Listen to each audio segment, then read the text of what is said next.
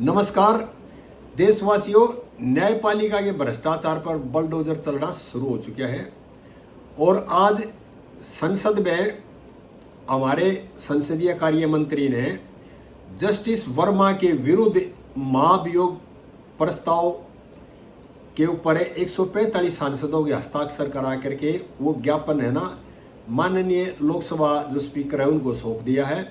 और अब लोकसभा स्पीकर सांसदों से बात करके उस पर चर्चा करेंगे और महाभियोग प्रस्ताव संसद में पेश किया जाएगा।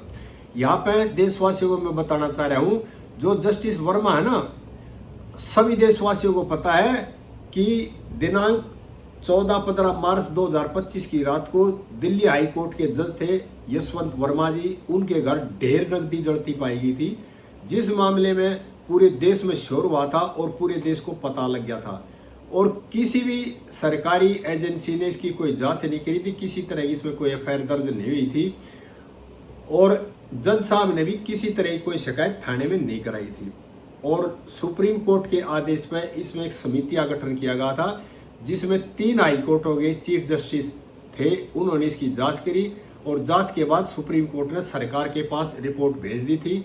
और सरकार अब जो मानसून सत्र है इसमें जस्टिस वर्मा के विरुद्ध महाभियोग प्रस्ताव लेने की तैयारी कर रही है।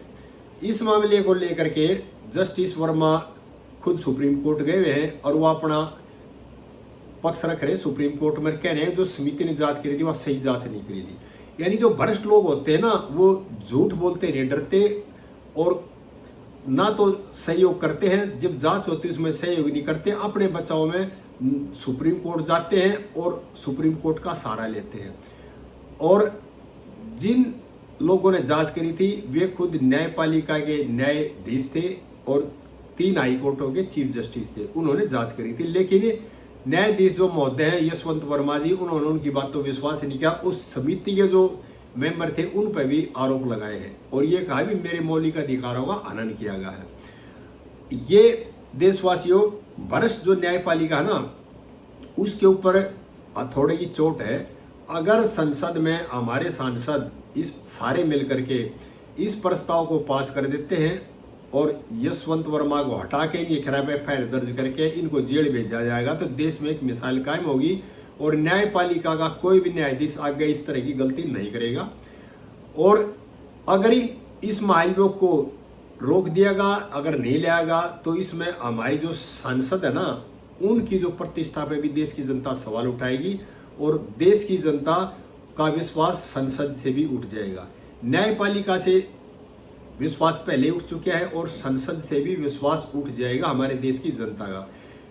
मेरी यहाँ माननीय सांसदों से प्रार्थना है, अपने पार्टी के अपने मनमुटाव सब चीजें भूल करके राष्ट्र हित में ये फैसला ले। सारे अलग अलग पार्टियों जितने भी सांसद हैं सब मिलकर एक मत से इस प्रस्ताव को पास करें और जस्टिस वर्मा के विरुद्ध कानून सम्मत कार्रवाई की जाए, इस तरह के आदेश दे और देश में एक मिसाल कायम करे, जिससे कि देश की जनता का जो विश्वास है संसद में कायम रहे।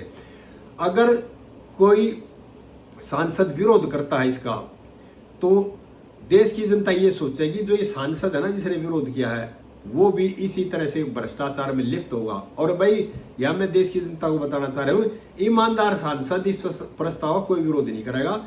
लेकिन हाँ, जो भ्रष्ट है ना, जो एक लॉबी बनी है, कुछ भ्रष्ट सांसद है, कुछ भ्रष्ट न्यायाधीश है, कुछ भ्रष्ट वकील हैं, कुछ भ्रष्ट नौकरशाह है, उनका जो एक गठबंधन है ना, जो एक इकोसिस्टम देश में बना हुआ, वे नहीं चाहते कि ये प्रस्ताव पास हो।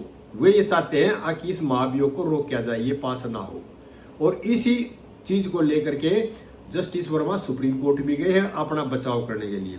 और महाभियोग अगर पास हो जाता है तो इनको पद से हटा दिया जाएगा और जो कानून सम्मत कार्रवाई होगी वह इनके खिलाफ की जाएगी। लेकिन ये क्या चाह रहे हैं, अगर महाभियोग प्रस्ताव इनके विरुद्ध पास हो गया तो इन्होंने जेल भी जाना पड़ेगा, इनके खिलाफ एफआईआर भी दर्ज होगी।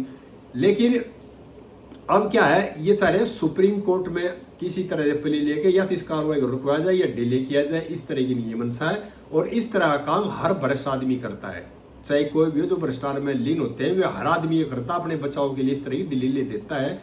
और माननीय सुप्रीम कोर्ट से प्रार्थना है, इनकी अगर याचिका पे स्टे किया गया या इस तरह से जो संसदीय कार्रवाई उसको रोका गया तो देश की जनता का जो विश्वास थोड़ा बहुत ही बचा है ना देश की न्यायपालिका से, बिल्कुल उठ जाएगा।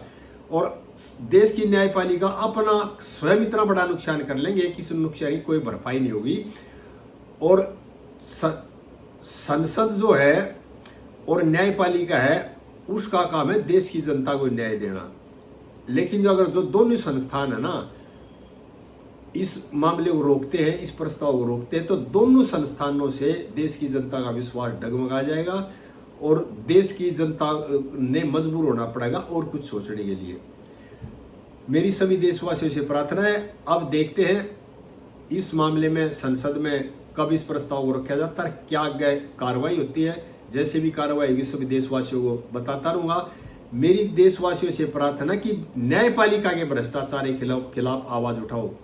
कार्यपालिका का भ्रष्टाचार उसी दिन खत्म हो जाएगा जिस दिन न्यायपालिका का भ्रष्टाचार खत्म हो जाएगा, क्योंकि न्याय हमें मिलता है न्यायपालिका से। अगर कार्यपालिका भ्रष्टाचार करती, हम न्याय मांगने न्यायपालिका के पास जाएंगे और न्यायपालिका स्वयं भ्रष्ट होगी तो हमें कहीं पर न्याय नहीं मिलेगा देशवासियों। इसलिए न्यायपालिका का ईमानदार होना बहुत ही जरूरी है देश के अंदर। लेकिन क्या है, न्यायपालिका में बहुत कम लोग हैं जो ईमानदार हैं, नहीं तो ज्यादातर जो लोग हैं वो भ्रष्ट हैं। और उन भ्रष्ट लोगों को उखाड़ना होगा इस सिस्टम से, अगर देश को बचाना है, देश के लोकतंत्र को बचाना है और देश की जो बेरोजगारी दूर करनी है और देश की गरीबी दूर करनी है। क्योंकि जो भ्रष्ट लोगों का एक इकोसिस्टम बना हुआ है और वो भ्रष्टाचार में इतने लीन है, वो देश की जनता को न्याय नहीं देते। और इस तरह के न्यायाधीशों की छटनी करनी है देश की न्यायपालिका से। माननीय सांसदों से मेरी फिर अपील है कि इस प्रस्ताव में जल्दी से जल्दी पास करके और जो हमारे जज साहब हैं उनके खिलाफ जो भी कानून सम्मत कार्रवाई है उसको करके देश में एक मिसाइल कायम करें, जिससे कि देश की जनता का विश्वास आप लोगों पर कायम रहे। आगे इस तरह की बातें फिर शेयर करता रहूँगा। देशवासियों से प्रार्थना है कि इस वीडियो को ज़्यादा से ज़्यादा शेयर करें और भ्रष्टाचार के खिलाफ छेड़ी इस मुहिम का हिस्सा बने और मेरे चैनल को सब्सक्राइब करें। जय हिंद देशवासियों।